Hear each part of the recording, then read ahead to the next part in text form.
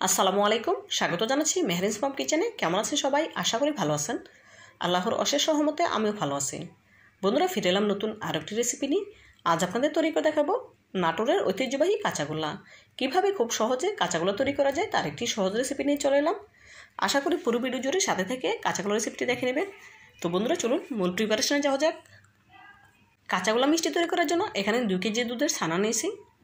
দেখুন, ছানাটা আমি খুব ভালোভাবে পানি ছড়িয়ে নিয়েছি। এখন সম্পূর্ণ ছানাটাকে আমি সমান দুভাগে ভাগ করে নেব। এখন এক ভাগ ছানা আমি সাইডে তুলে রাখব, আর বাকি অর্ধেক ছানা এখন হাত দিয়ে ডলে খুব ভালোভাবে মিহি করে নেব। দেখুন, হাতে তালুর সাহায্যে খুব ভালোভাবে ডলে মিহি করে নিচ্ছি। এই ছানাটা যত ভালোভাবে মিহি করে নেওয়া হবে, কাঁচাগোল্লাগুলো তত বেশি সফট এবং স্মুথ হবে। কাঁচাগোল্লা তৈরি করার সময় একটু ভেঙে বা ফেটে যাবে না।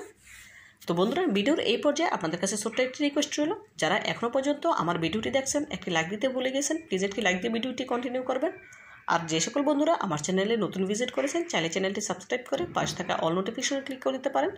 এতে করে যখনই আমি কোনো নতুন ভিডিও আপলোড করবো সবার আগে আপনার কাছে পৌঁছে যাবে। অলরেডি যারা সাবস্ক্রাইব করে নিয়েছেন আপনাদেরকে জানাই অসংখ্য ধন্যবাদ।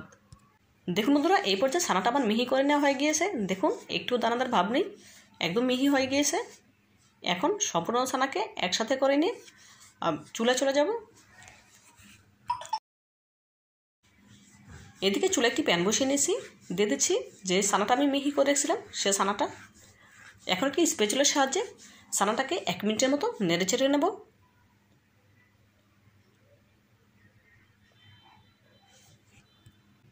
দিব 2 টেবিল চামচ চিনি, মানে 1 কেজি দুধের ছানার জন্য 1 টেবিল চামচ চিনি অ্যাড করতে হয়। যেহেতু আমি 2 কেজি দুধের ছানা নিয়েছি সেজন্য 2 টেবিল চামচ চিনি অ্যাড করে দিলাম। এখন একটু নেড়ে চেড়ে নেব।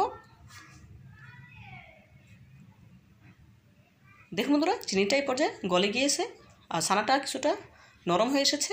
এই পর্যায়ে এর সাথে অ্যাড করে দিচ্ছি 1/3 cup condense milk. Condense milk আর চিনি একসাথে মিশিয়ে গিয়ে ছানাটা অনেকটা তরল হয়ে আসবে। ভয় পাওয়ার কোনো কারণ নেই। ছানাটা যখন জাল করতে থাকবো আর নাড়তে থাকবো, আস্তে আস্তে ছানাটা ঘন হয়ে আসবে।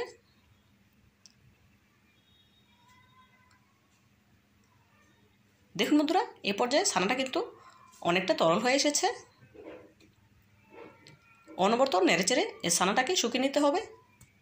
নাড়া কোনোভাবেই বন্ধ করা যাবে না, যেহেতু এটা অনেকটা ঘন, সেজন্য অনবরত নেড়েচেড়ে ছানাটাকে শুকিয়ে নেব।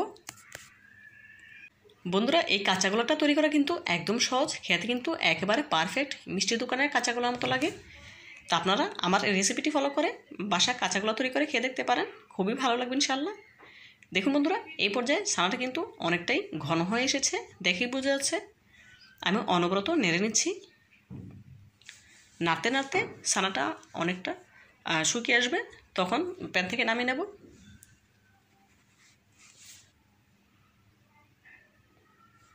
দেখুন বন্ধুরা, ছানাটা কিন্তু এখনও কাঁচাগোল্লার জন্য তৈরি হয়নি। আমি অনবরত নেড়ে রাখছি। ছানাটা কিন্তু এখনও পুরোপুরি রেডি হয়নি, আরও 1 মিনিটের মতো জাল করে নিতে হবে। আমি অনবরত নেড়ে চেড়ে আরও 1 মিনিট জাল করে নিচ্ছি। বন্ধুরা, এই পর্যায়ে কিন্তু ছানাটা আমার কাঁচাগোল্লার জন্য রেডি হয়ে গিয়েছে। এখন প্যান থেকে নামিয়ে একটি সরানো প্লেটে ঢেলে দেব। সরানো প্লেটে নিয়ে একটু সরিয়ে দিয়েছি যাতে করে কিছুটা ঠান্ডা হয়ে আসে। পুরোপুরি ঠান্ডা হয়নি, কিছুটা ঠান্ডা হয়েছে মাত্র। যে ছানাটা আমি আগে থেকে তুলে রেখেছিলাম সেই ছানাটা এখন মিশিয়ে দেব। এখন সম্পূর্ণ ছানাগুলোকে একসাথে খুব ভালোভাবে মেখে নিচ্ছি। দেখুন বন্ধুরা, ছানাটা কিন্তু পুরোপুরি ঠান্ডা হয়ে যায়নি, কিছুটা ঠান্ডা হয়েছে, অনেকটাই গরম রয়ে গিয়েছে। আপনারা আমার হাত দেখেই বুঝতে পারছেন কতটা গরম অবস্থায় আমি এটা মেখে নিচ্ছি। এখন হাত দিয়ে খুব ভালোভাবে ডলে নিতে হবে হাতে তালুর সাহায্যে। এই ছানাটাকে যত বেশি ডলে না হবে কাঁচাগোল্লাগুলো তত বেশি সফট হবে। কাঁচাগোল্লা তৈরি করার সময় একটু ভেঙে বা ফেটে যাবে না। বন্ধুরা, এই কাজটি একটু ধৈর্য সহকারে করতে হবে। বন্ধুরা, আমার এই রেসিপিটি ফলো করে যদি আপনারা কাঁচাগোল্লা তৈরি করে থাকেন তাহলে অল্প টাকায় অনেকগুলো কাঁচাগোল্লা তৈরি করতে পারবেন, বাজার থেকে কিনে আনতে হবে না।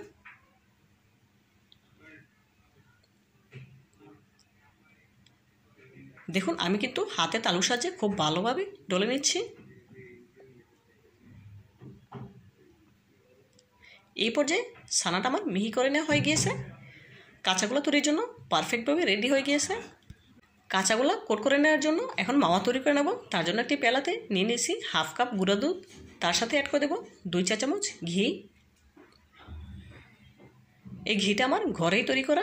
কীভাবে হোমমেড ঘি তৈরি করা যায় তার একটি সহজ রেসিপি অলরেডি আমার চ্যানেলে আপলোড করা আছে, চাইলে সেখান থেকে দেখে নিতে পারেন। এখন হাত দিয়ে খুব ভালোভাবে গুঁড়ো দুধের সাথে ঘিটা মেখে নেব। দেখুন হাত দিয়ে খুব ভালোভাবে মেখে নিচ্ছে।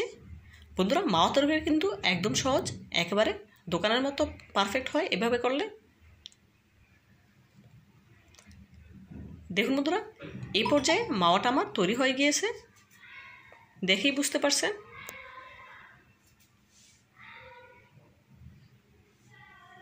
দেখুন কত সুন্দর হয়েছে মাওয়াটা। এখন কাঁচাগোলাগুলো তৈরি করে নেব। মাওয়াটা সাইডে তুলে রাখলাম। এখন এখান থেকে অল্প অল্প ছানা নিয়ে কাঁচাগোলা আকারে শেপ দিয়ে নেব। সাধারণত মিষ্টি দোকানে যে সাইজের কাঁচাগোলা তৈরি করে আমি কিন্তু ঠিক সে সাইজেরই কাঁচাগোলাগুলো তৈরি করে নিচ্ছি। দেখুন 2 হাতের তালুতে করে ডলে আর শেপ দিয়ে নিচ্ছি কাঁচাগোলার আকারে। দেখুন একটি কাঁচাগোলা তৈরি করে নিচ্ছি। কতটা সফট হয়েছে, একটু ভেঙে বা ফেটে জানি দেখে নিশ্চয়ই বুঝতে পারছেন। এখন মাওয়াতে কোট করে নিচ্ছি। দেখুন খুব সুন্দরভাবে কোট করে নিয়েছি, মাশাআল্লাহ দেখতে কতটা সুন্দর এবং লোভনীয় লাগছে। এভাবে করে আরও একটি কাঁচাগোলা আপনাদের তৈরি করে দেখাবো।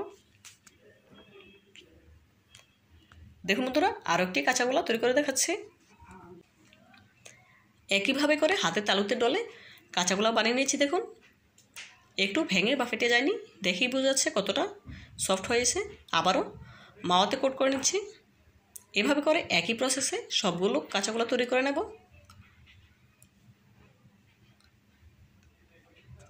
দেখুন বন্ধুরা এক এক করে সবগুলো কাঁচাগোলা তৈরি করে নিচ্ছে। মাশাআল্লাহ কাঁচাগোলাগুলো দেখতে কতটা সুন্দর এবং লোভনীয় লাগছে, দেখেই বোঝা যাচ্ছে। তো বন্ধুরা দেখতে যতটা সুন্দর হয়েছে খেতে ততটাই সুস্বাদু। আপনারা একবার হলেও আমার এই রেসিপিটি ফলো করে কাঁচাগোলা তৈরি করে খেয়ে দেখবেন, খেতে একেবারে পারফেক্ট মিষ্টি দোকানের মতো লাগবে। তো বন্ধুরা আমার এই রেসিপিটি যদি আপনাদের একটু হলেও ভালো লেগে থাকে প্লিজ লাইক কমেন্ট এবং শেয়ার করবেন। আর আমার চ্যানেলটি সাবস্ক্রাইব করে আমার পাশে থাকতে একদম ভুলবেন না। আজকের মতো বিদায় নিচ্ছি, দেখা হবে নতুন কোনো দিনে নতুন কোনো রেসিপিতে। ভালো থাকবেন সবাই আর আমার জন্য দোয়া করবেন, আমার পাশে থাকবেন, আমাকে সাপোর্ট করবেন। আল্লাহ হাফেজ।